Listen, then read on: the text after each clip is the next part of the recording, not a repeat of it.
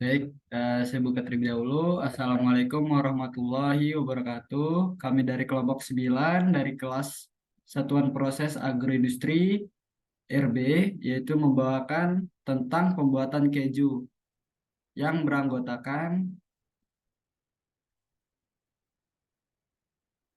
yang pertama yaitu Nur Azizah Setianingrum, yang kedua Ahmad Dwi Setiawan, yang ketiga Wisri Riki Purba, yang keempat dengan saya sendiri Geraldi Handika, yang kelima Nazwa Nabila. Baik, apa itu keju? Keju adalah jenis produk olahan berbahan baku susu. Keju terbuat dari susu yang digumpalkan. Proses pengumpalan ini bisa dilakukan dengan hanya menambahkan asam atau dengan menggunakan enzim yang dibantu oleh bakteri baik. Enzimnya dikenal dengan rennet.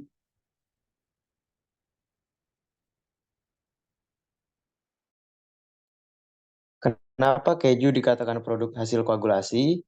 Keju merupakan salah satu produk olahan susu fermentasi yang terbentuk karena koagulasi oleh enzim rennet. Bagian dari susu cair yang terkoagulasi membentuk substansi padat seperti gel disebut char, dan sejumlah besar air beberapa zat terlarut disebut whey.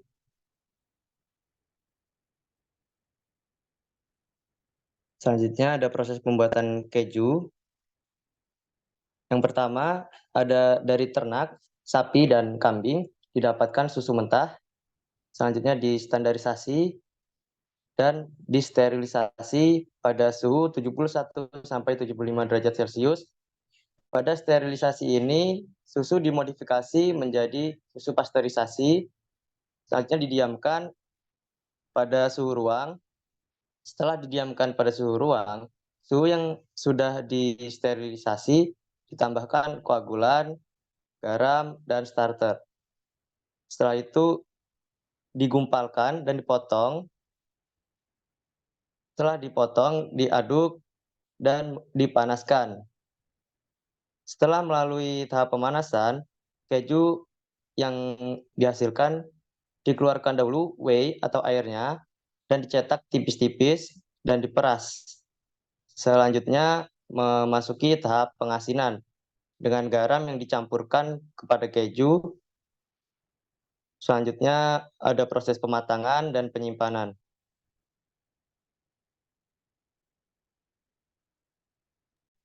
Baik, berikutnya itu ada pengaruh bahan inti pada keju. Jadi yang pertama itu ada jenis susu, yang kedua itu ada mikroba yang digunakan, yang ketiga ada penggaraman, yang keempat ada enzim, yang kelima ada pewarna dan bahan adiktif tambahan.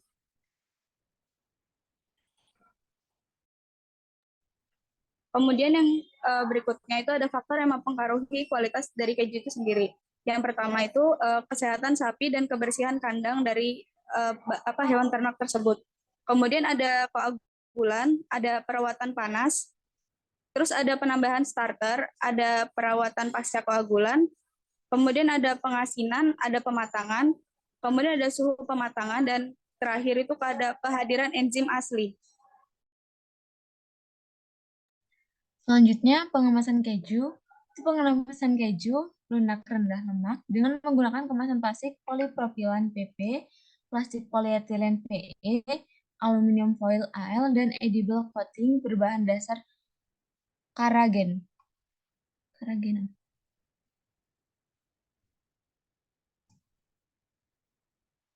Selanjutnya ada penyimpanan keju.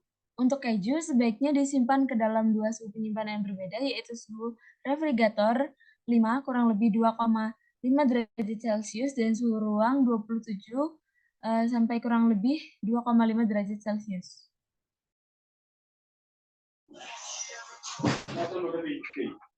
Selanjutnya itu distribusi produk keju. Distribusi keju dari produsen ke konsumen atau pengecer harus dilakukan dalam kondisi yang ketat dan suhu yang sesuai. Untuk varietas keju yang terus matang, selama masa penyimpanan, penting juga untuk menjaga suhu pematangan selama pendistribusian. Misalnya keju cheddar sebaiknya didistribusikan pada suhu 5-8 derajat Celcius.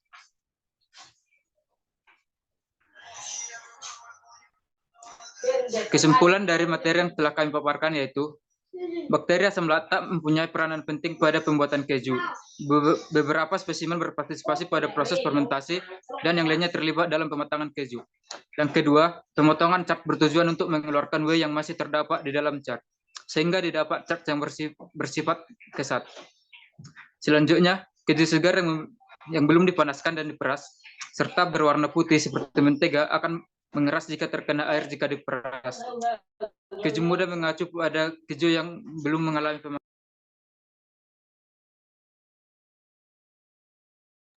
Baik, sekian dari presentasi dari kelompok 9.